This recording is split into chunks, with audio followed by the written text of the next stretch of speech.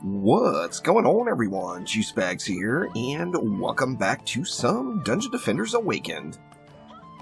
Chromatic has made boss farming a very relevant thing now in Dungeon Defenders Awakened come update 1.1, and the first step in Massacre boss farming will without a doubt be the Demon Lord. Now, what's special about the bosses now is they drop some really snazzy weapons. And the weapon you're going to be wanting from the Demon Lord is the Demon Horns. It's a super high damage, single projectile at a very fast fire rate that can rip out some really nice DPS. So let's go ahead and hop on into a Wave 23 start and a Demon Lord farm.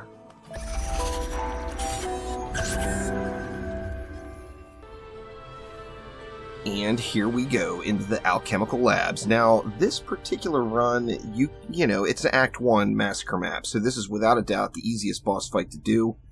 You can achieve this one relatively quickly. As with everything in Massacre, it will always be easier in a group. So get yourself a group with a nice composition to cross-buff each other, and get yourself some easy Demon Lord farming and wins.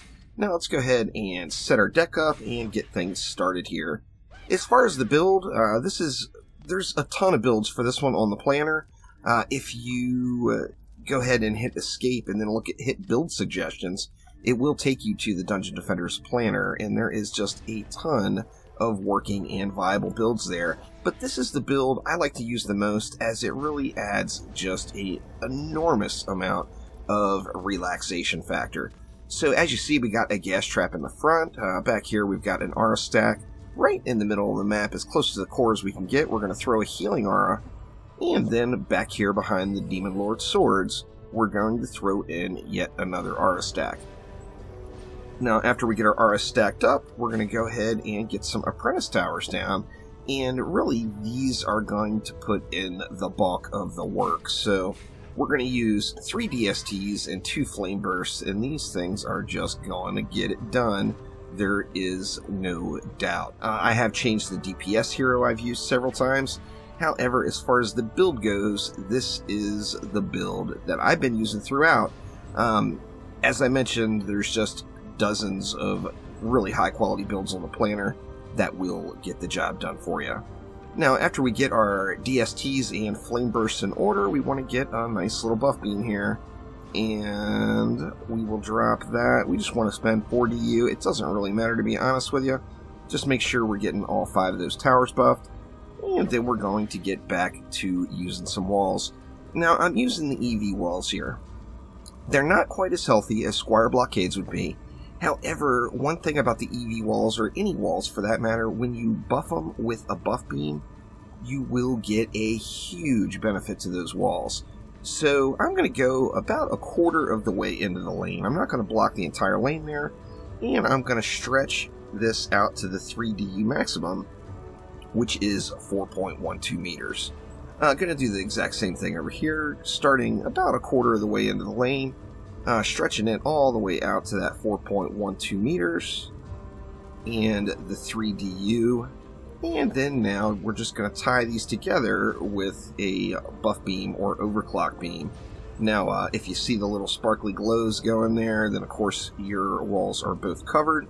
If you don't see that, then you want to replace something, as it's not quite right. Now, there's 4 DU left. We can pretty much do whatever you want with it. I'm just going to kind of ignore that it exists. And to be honest with you, there is just nothing to see as far as running the map. So I'm going to sit here and kind of chillax it out with a boost monk. Of course, if you're just starting out, bring yourself along a speedy gemstone. I'm not even going to bother here, as I'm just going to sit here on my monk and just let it happen. Now, we got that 12,000 mana. We do want to spend that 12k, so we are going to fully upgrade both of our buff beams and both of those walls. Now, as far as the sirens go, it's up to you. You can sit here and kill the sirens, as you are completely protected by them or from them, or you can just completely ignore them and head on out and get the job done. Now, as I mentioned, we do want to hit all of the buff beams and the walls fully upgraded all the way around. Now, in case you're curious, the reason there's no walls or anything on these back lanes here is the only thing that comes out of those lanes is the trash mobs. There's no nightmare enemies that come out of those side lanes. Now, with that in mind, there will be ogres that come out of those lanes, and if you come back around this side of the map, the ogre will path this way. So that's not what you want to do. You want to stay at least on your tower stack here and let the ogre go around the front and start smacking on the walls. Now, depending on how strong your walls are and how strong your towers are, you can help to DPS on these ogres to speed the time up. I'm going to sit here and just kind of farm up these assassins, or pardon me, these sirens instead, as, you know, the loot's not going to be incredible here from this map for where I'm at in the game. However, it's pretty good loot if you're getting started, so don't pass up any of it. Now we see that Strength Drain aura is about to pop. Let's run over here and throw a quick upgrade on it. Strength Drain aura is now squared away for the remainder. Make sure you check that Strength Drain behind you too, though. That one's not low, but I'm going to go ahead and hit it anyway just to fully upgrade it. Now this is basically the entirety of the map. I'm going to go around, repair everything in between waves, and I'm just going to kind of chillax it out here until I get to the boss. So with that in mind, let's go ahead and skip on forward to the boss fight. Now, of course, in the break between Wave 24 and Wave 25, you're going to want to be on the character that you want to use to fight the Demon Lord. I'm going to be using the Squire with a Steam Robot. If you like the Squire builds, by all means, use the pet of your choice. Whichever one that you have that has the most upgrades is going to do just fine. A high roll dragon, you know, any of the pets really, any of the damaging pets. I would stay away from the Griffin or the Mega Chicken, as they are kind of poo tier. But the easiest way to kill the Demon Lord is without question going to be in a 2-player group with 1 DPS Huntress and 1 Boost Monk. You'd want the Boost Monk to have a genie to keep that boost up 100% of the time, and you'd want the Huntress to have a cat that is going to buff both the Monk and the Huntress, just creating a massive amount of damage output. Now, if you choose this strategy, which is without a doubt the way to go, you can start off by AFKing it out up here, and then when you get to the boss, now you could use that extra DU to throw some reflect beams up here to keep the spiders away from you.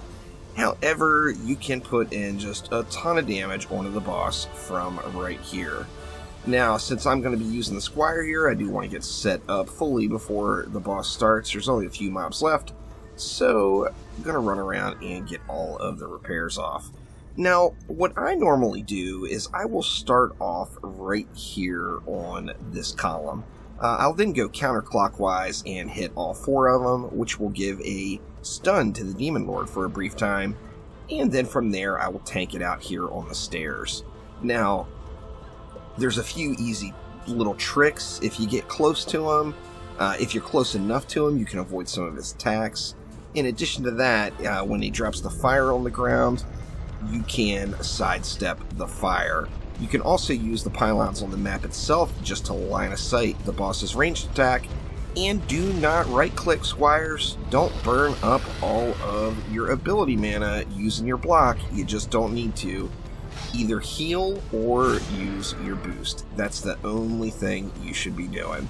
Now, I went on and screwed up as I was gabbing around, so I'm going to go ahead and get all of these pylons hit and get my first free charge off.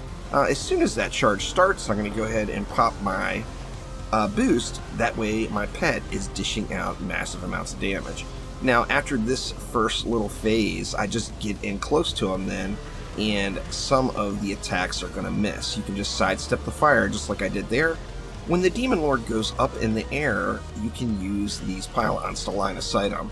I usually take this opportunity to get healed up, and I turn my boost off. That way I'm not wasting any of it when my pet's not out there doing any damage. Now, the goal here is to kill the Demon Lord prior to your walls going down, as you can just basically ignore the entire lane. I like to get him down close and then pop my boost again and use that boost to burn through him. Now, of course, he decided to go right up in the air right at the end of that. I'm just going to go ahead and line of sight them a touch around these poles here, and then pop my boost again when it's convenient, and let my little pet just go crazy. The Squire does have the best damage scaling with pets right now, and that is why you don't want to use up all of that ability mana on your slice or on your block. Let your pet take all of the glory if you're doing a pet build.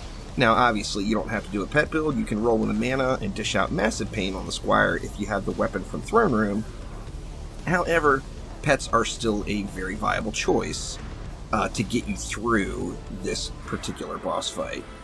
Now, once it's done, remember, bosses now drop a pet from that act, so there's going to be one of the pets from Act 1 in the box. In addition to that, make sure you're on the hero that you want to open the box on. I'm wanting to open the box on my Huntress, as personally I feel like this is the best weapon, the Demon Horns, that comes from this particular fight. And really, I'm looking for pets. I want a good cat still. I still need a good rock pet. Let's see what we get. And it looks like we got another steam robot there. Not too shabby, a pretty darn decent one. So a little steam robot action from this particular kill. And then, of course, we have got the Demon Horn weapon as well. Now, the higher the amount of upgrades on this one, generally the better off it is. So you want to get the highest amount of upgrades possible. That's going to give you the most damage potential. In addition to that, don't forget to check your accessories. There will be a decent accessory on the ground there, and has all of the stats. So very nice to see right there. And that is it. That is how I personally farm the Demon Lord. As I mentioned, there's just a million good builds up there on the planner. None of them require super high stats, so don't worry if you don't have the stats. If you are lower stat and just coming into the map, my suggestion would be, as you're standing here, fully protected from sirens, if you see a poison siren come out, just DPS that lane behind the poison siren and make sure any mobs that have the poison debuff on them get handled in a timely manner.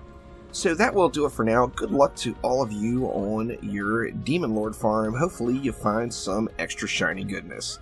But thank you all so much for watching. Make sure to click that like button. Please subscribe to the channel.